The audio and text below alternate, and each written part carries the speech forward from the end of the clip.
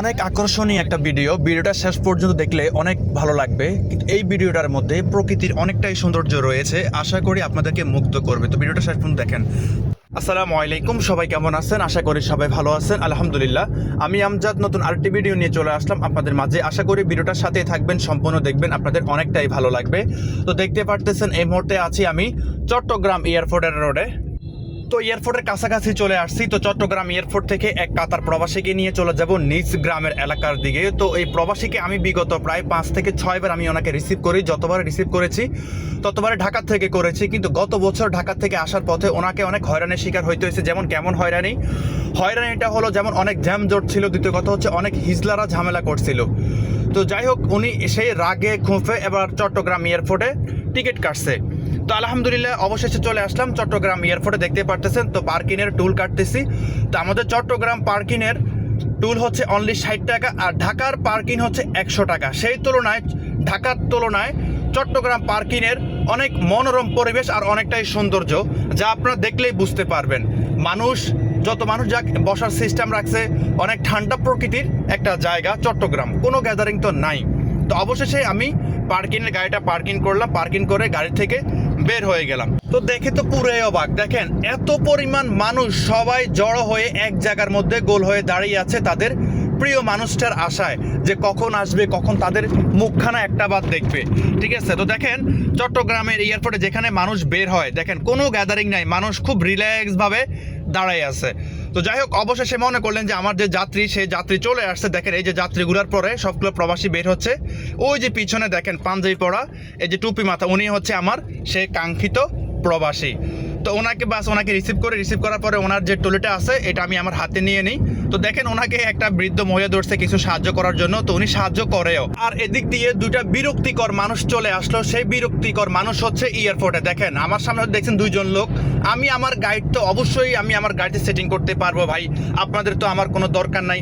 সেটা হোক ঢাকা হোক, সেটা হোক চট্টগ্রাম হোক, মানে এত পরিমাণ বিরক্তি করতেছিল যে তা বলার বাইরে। হয়তো আপনারা যারা ড্রাইভ করেন, হয়তো আপনারা যারা প্রবাসী আছেন, তারা হয়তো এসবের সম্মুখীন আপনারা হইতে হয়েছে। তো যাই হোক, এদেরকে আমি বললাম যে ভাই আপনাদের কোনো দরকার নাই, আপনারা আমার গাইডের মধ্যে হাত দিবেন না, যান আপনাদের কথা আপনারা চলে যান। তবুও আমার প্রবাসী যাত্রী উনি তাদেরকে কিছু দিছে। তো অবশেষে প্রবাসী যাত্রীকে নিয়ে রওনা হয়ে গেলাম গন্তব্যের উদ্দেশ্যে। তো আল্লাহ পাক যদি সহি সালামতে পৌঁছায় আর কি। তো আপনারা হয়তো আমার ভিডিওর মধ্যে যতটুকু দেখতে পেয়েছেন হয়তো ঢাকা এয়ারপোর্ট থেকে চট্টগ্রাম এয়ারপোর্ট কত সুন্দর মনোরম পরিবেশ। মানে আসলে এরকমটাই হওয়া উচিত, এরকম গ্যাদারিং মুক্ত হওয়া উচিত। কোনো হয়রানি নাই, কোনো কিছুই নাই। একটা প্রবাসী যাত্রী খুব রিল্যাক্সভাবে সে বের হতে পারে, সে বাড়িতে পৌঁছাতে পারে। তো যাই হোক, আল্লাহর রহমতে যদি সহি সালামতে পৌঁছায় আর কি। তো এখন আমি চলে আসছি চট্টগ্রামে খুব আকর্ষণীয় একটা জায়গা, যে জায়গার নাম হচ্ছে পতেঙ্গা, সাথে হচ্ছে কর্ণফুলী টানেল, সেটা আমার বাম দিকে। তো কিছু অসাধারণ দৃশ্য এখন আমি আপনাদের মাঝে তুলে ধরবো, দেখতে থাকুন। দেখেন এটা হচ্ছে সেই চট্টগ্রামের পতেঙ্গার সেই বিচ। তো আমি এখন বিচের সিঁড়ি দিয়ে নামবো নিচে, সেই সাথে উপর থেকে একটু সাধারণ একটু ভিউটা নিলাম। দেখেন ঘোড়াগুলি কতটা সুন্দর। আর সেই একটু নিচে নেমে, এখন যেহেতু সকালবেলা পানির এতটা স্রোত নাই, তো তাও আমি আপনাদেরকে খুব কাছ থেকে দেখানোর চেষ্টা করলাম। সন্ধ্যা হলে তখন পানির স্রোতটা, ঢেউটা আরও অনেকটাই বেড়ে যায়। তো যাই হোক, অল্প একটু বেশি একটা দেখাইতে পারি নাই, বাস চলে আসলাম মেন হাইওয়ে রোডে। তো আমার যাত্রী দেখতে পেলেন খুব রিল্যাক্স মোডে সে ঘুমাচ্ছে।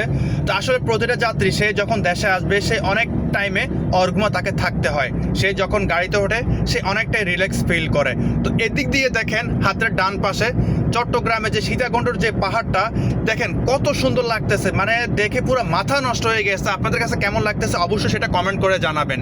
তো অবশ্যই যাই হোক, এগুলো পার হয়ে চলে আসছি মিরসরাই বাজার। তো মিরসরাই বাজার পার হওয়ার পর দেখেছি আমার যাত্রী কমপক্ষে 2 থেকে 1.5 ঘন্টা খুব রিল্যাক্স মোডে সে ঘুমাইছে।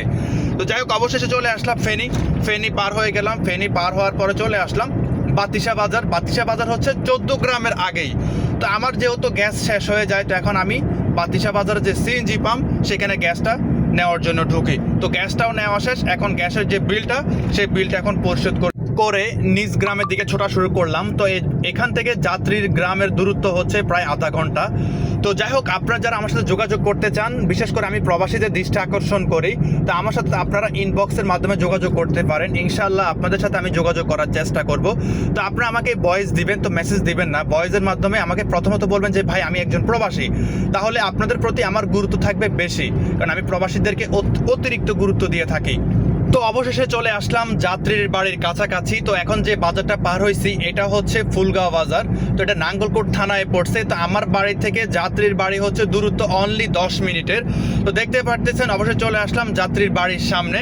তো যাত্রী অলরেডি নেমে যাচ্ছে। তো আল্লাহর কাছে লাখো কোটি শুকরিয়া যে আল্লাহ তাআলা চট্টগ্রাম থেকে সহি সালামতে যাত্রী সহ বাড়িতে পৌঁছে দিয়েছে।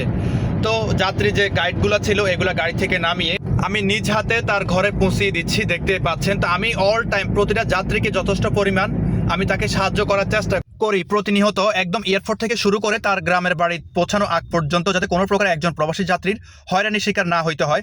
তো যাই হোক, আজকে ভিডিওটা এই পর্যন্তই। যদি ভালো লেগে থাকে অবশ্যই ভিডিওটা শেয়ার করে দিবেন আর পেজটা ফলো করে দিবেন, যাতে সবার আগে ভিডিওটা চলে যায় আপনার কাছে। আর যারা ইউটিউব চ্যানেল থেকে দেখতেছেন অবশ্যই চ্যানেলটি সাবস্ক্রাইব করে দিবেন। সকল ভালো থাকবেন, আল্লাহ হাফেজ।